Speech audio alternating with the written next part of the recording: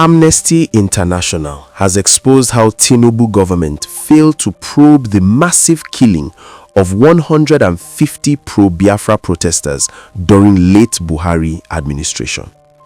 You know, there are some stories that refuse to die, not because they are sensational, but because they carry the weight of unresolved grief, unanswered questions, and a justice system that seems to have turned its back on those who need it most.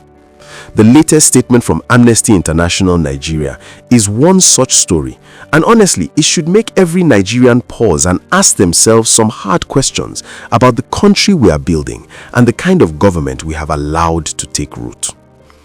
On Monday, Amnesty International Nigeria released a statement that has sent shockwaves through human rights circles, though you might not have heard much about it in mainstream media. The organization has accused the Nigerian government and its security agencies of refusing to investigate what they describe as a systematic campaign of extrajudicial killings and violence against pro-Biafra campaigners in the southeast. We're not talking about a handful of incidents here. According to Amnesty, at least 150 peaceful protesters were killed between August 2015 and August 2016 during the administration of the late President Muhammadu Buhari. 150 lives snuffed out, and nearly a decade later, there has been no credible investigation, no accountability, and certainly no justice for the victims or their families. Let me put this in perspective for you. Imagine losing a loved one, a brother, a sister, a son, a daughter, not in some unfortunate accident or natural cause, but at the hands of those who are supposed to protect you. Imagine watching them march peacefully, exercising what should be their constitutional right to free expression and assembly, only to have them cut down by bullets fired by Nigerian security forces. Now imagine waiting for justice, for answers, for someone, anyone in authority to say, yes, this happened, and we will make sure those responsible face the law. And then imagine that call for justice being met with complete silence for nearly 10 years. That is the reality for families in the southeast who lost loved ones during those dark months between August 2015 and August 2016. Amnesty International Nigeria did not mince words in their statement posted on their official X handle. They described what happened as a chilling campaign of extrajudicial executions and violence orchestrated by Nigerian security forces, with the military leading the charge. The human rights organization said their findings are not based on hearsay or speculation. They conducted extensive research that included eyewitness testimonies from people who were there, who saw what happened with their own eyes. They gathered medical reports that document the injuries sustained by survivors, and they obtained video evidence that shows the brutal reality of what took place on the streets of the southeast during that period. According to Amnesty, peaceful protesters were shot at close range. Think about that for a moment. Close range means these were not stray bullets from some distant skirmish. These were targeted killings. People were arbitrarily arrested, meaning they were picked up without just cause, without due process. They were tortured, subjected to inhumane treatment while in custody, and in many cases they were killed. The scale of these violations, Amnesty says, and the complete absence of accountability are deeply alarming. And they should be alarming to every Nigerian, regardless of where you come from or what you believe about the Biafra question. Now, let us talk about the elephant in the room, the pro-Biafra movement itself. This is a sensitive topic in Nigeria, one that many people would rather not discuss because it touches on deep historical wounds, ethnic tensions, and fears about national unity. The pro-Biafra movement advocates for the secession of Nigeria's southeast region, seeking to establish an independent state for the Igbo people and others in that region. This is not a new movement. It has roots that go back to the Nigerian Civil War of 1967 to 1970, a conflict that cost millions of lives and left scars that have never fully healed. In recent years, the movement has been largely associated with groups like the Indigenous People of Biafra, known as IPOB, which has been very vocal in its demands and has organized numerous protests and demonstrations. Now, whether you agree with the calls for Biafran independence or not is almost beside the point when we are talking about what happened between 2015 and 2016. The fundamental issue here is not about the legitimacy of their cause. It is about how the Nigerian state responded to people who were exercising their right to peaceful protest. And, according to Amnesty International and other human rights groups that have raised similar concerns over the years, the response was nothing short of brutal and unlawful. Rights groups have consistently raised alarms over the heavy-handed tactics employed by Nigerian security forces when dealing with demonstrations linked to the pro-Biafra movement. We have heard stories of excessive force, arbitrary detentions, and violence that goes far beyond what would be necessary or lawful even in maintaining public order. But what makes this particular period between August 2015 and August 2016 stand out is the sheer scale of the violence and the systematic nature of it, as documented by Amnesty International. The human rights organization is unequivocal in their assessment. Despite overwhelming evidence that Nigerian security forces committed gross human rights violations, including extrajudicial executions and torture, the authorities have carried out no investigations. None. Zero. This is not a case where the government looked into it and found no wrongdoing. This is a case where the government has simply refused to even investigate, despite having mountains of evidence presented to them by credible international organizations. Think about what that means for the rule of law in Nigeria. When security forces can kill citizens with apparent impunity, when there is no investigation, no trial, no accountability, what message does that send? Amnesty International Nigeria addressed this directly in their statement, warning that the government's continued silence and inaction have entrenched what they call a culture of impunity within Nigeria's security agencies. By refusing to investigate these grave crimes, they said, the Nigerian authorities are sending a dangerous signal that security forces can kill with impunity. This denial of justice, they argue, only fuels further human rights violations. And they are absolutely right. When people in positions of power, people with guns and a backing of the state, know that they will face no consequences for their actions, what is to stop them from doing the same thing again? What is to stop them from responding to the next protest, the next demonstration, the next expression of dissent with the same brutal force? This is not just about justice for those who were killed in 2015 and 2016. This is about setting a precedent, about making it clear that in Nigeria, no one is above the law, not even those who wear the uniform of the state. Nearly a decade has passed since these killings took place. An entire generation of children who were toddlers when their parents were killed are now teenagers. Families have buried their loved ones, mourned them, and tried to rebuild their lives in the shadow of unresolved trauma. And through all of this, the Nigerian government has remained silent. There has been no official acknowledgement of what happened, no apology, no promise to investigate, nothing. The victims and survivors, as Amnesty puts it, have been abandoned by the state. This abandonment is particularly painful when you consider that we are not talking about incidents that happened in some remote, inaccessible area where it might be difficult to gather evidence or conduct investigations. We are talking about events that took place in major towns and cities in the southeast, events that were witnessed by hundreds if not thousands of people, events that were documented in real time through photographs and videos. The evidence is there, the witnesses are there. What is missing is the political will to pursue justice. Amnesty International Nigeria has now called on President Bola Tinubu's administration to take immediate action. They are demanding that the government order independent, impartial, and transparent investigations into the killings. They want to see all those responsible, regardless of their rank or position, prosecuted in line with international standards. The Nigerian government must demonstrate its commitment to the rule of law, Amnesty stated. Families of those killed deserve truth, justice, and reparations, not years of silence. These are reasonable demands. In fact, they are the bare minimum of what any government that claims to respect human rights and the rule of law should be willing to do. But will the Tinubu administration respond? That remains to be seen. As of the time the news report was filed, there had been no official response from the Nigerian government or security agencies to Amnesty International Nigeria's statement. That silence is telling, and it is deeply troubling. Let me be clear about something.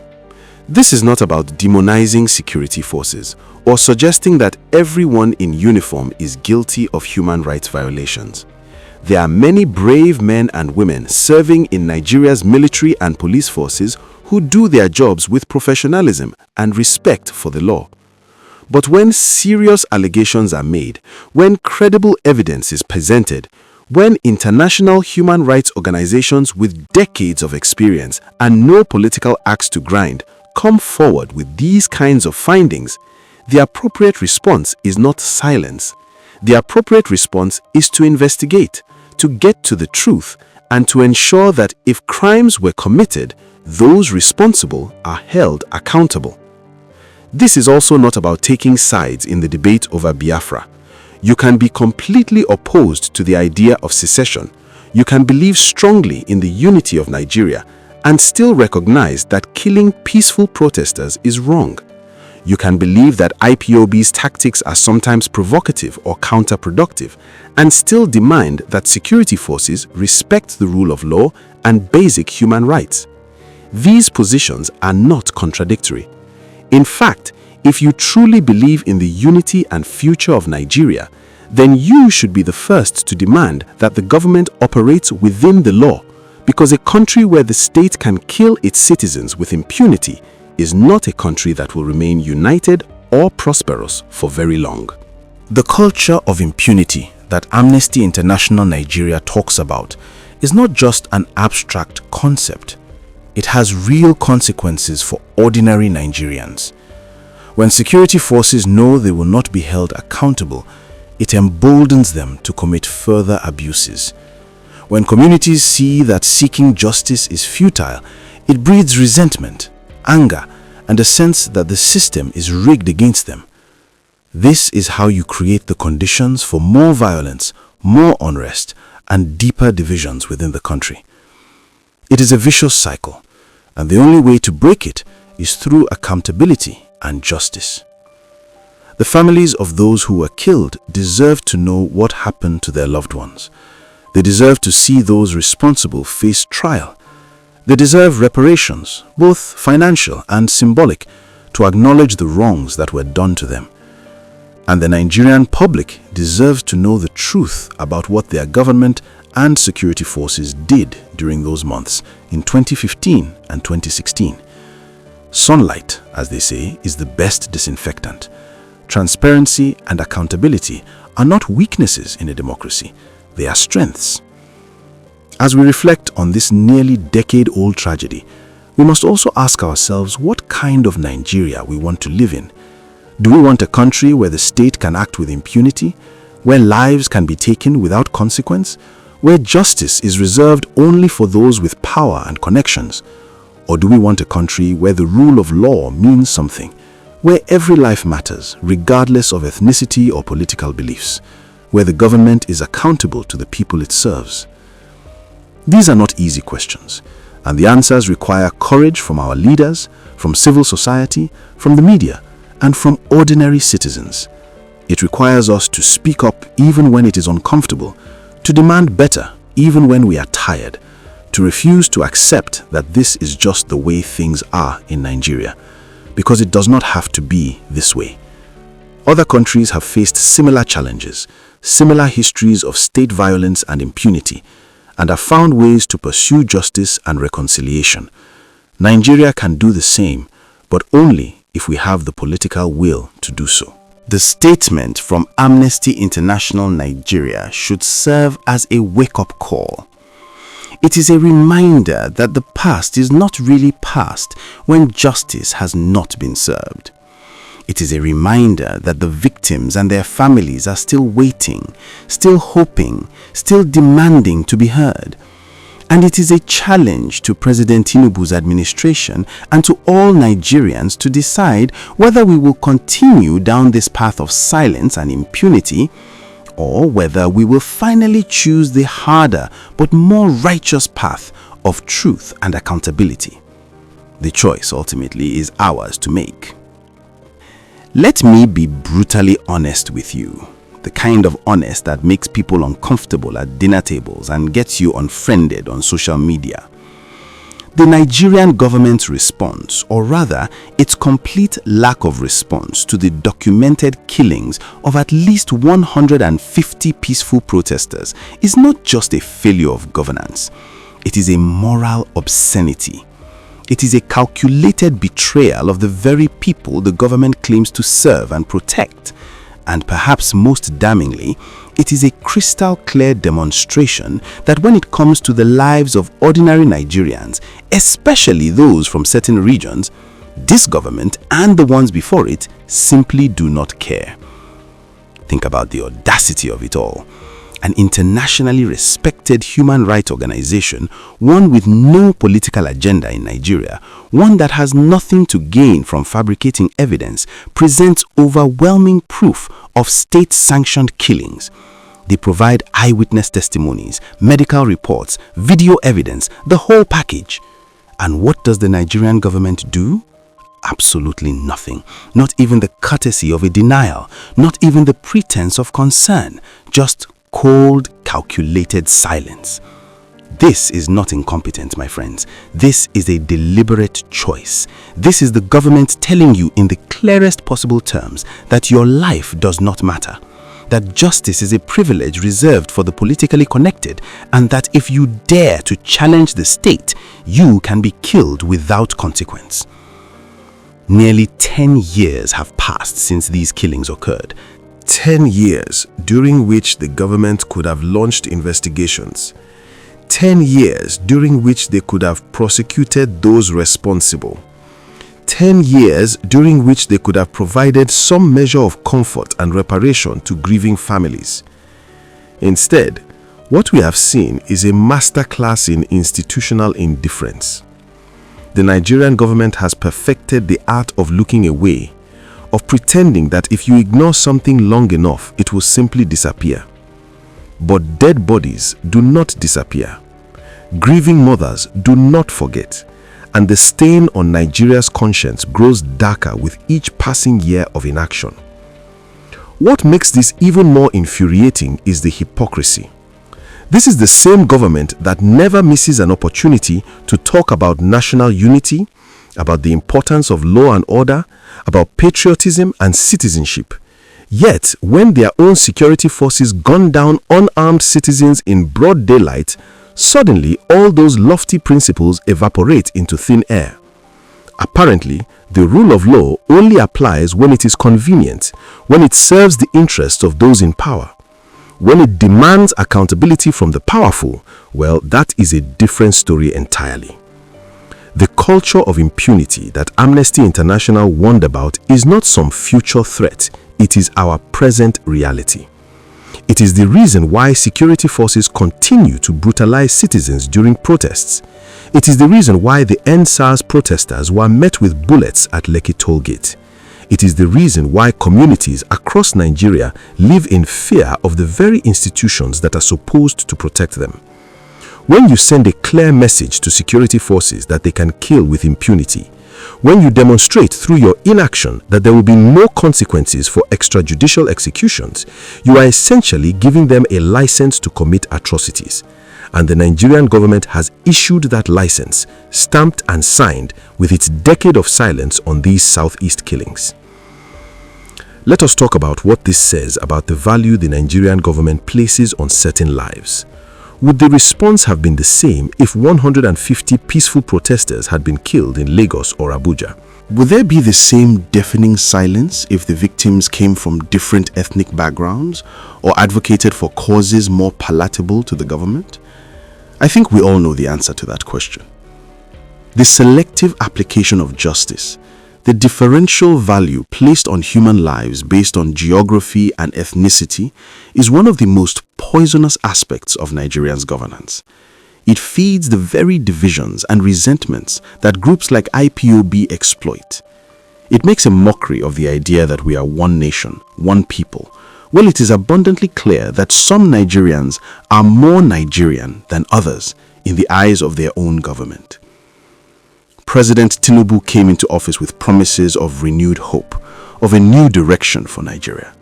But on this issue, we have seen nothing but a continuation of the same old pattern of denial and deflection.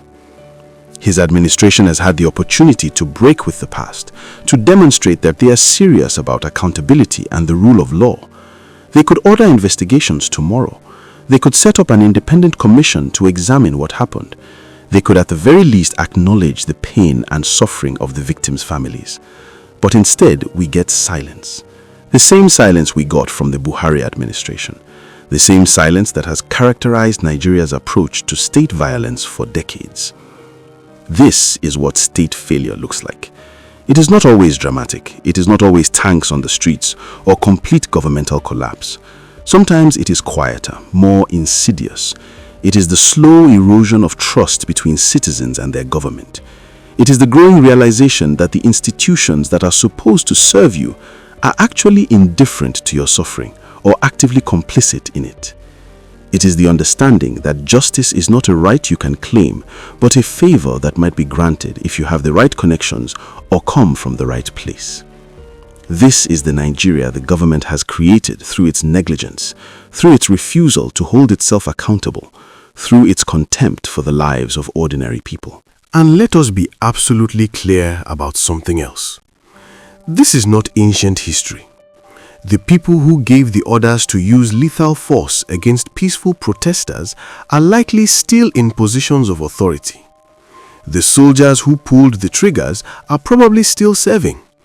The officials who covered it up are probably sitting in comfortable offices in Abuja. They have faced no consequences. They have lost no sleep.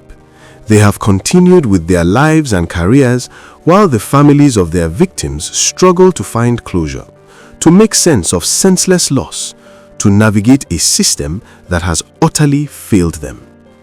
This is not just an injustice. This is cruelty. The Nigerian government's failure on this issue is symptomatic of a broader rot. It reflects a government that has lost its moral compass, if it ever had one. It reflects a political class that views citizens not as people with rights and dignity, but as subjects to be managed, controlled, and, when necessary, eliminated. It reflects a system so thoroughly corrupt and compromised that basic accountability seems like an impossible dream. And until Nigerians from every region and every ethnic group stand up and demand better, until we make it politically costly for governments to ignore our demands for justice, nothing will change. The silence will continue, the impunity will continue, and more innocent Nigerians will die at the hands of those who are supposed to protect them, knowing that their killers will never face justice. This is the Nigeria our government has given us. We deserve so much better, but we will only get better when we refuse to accept anything less.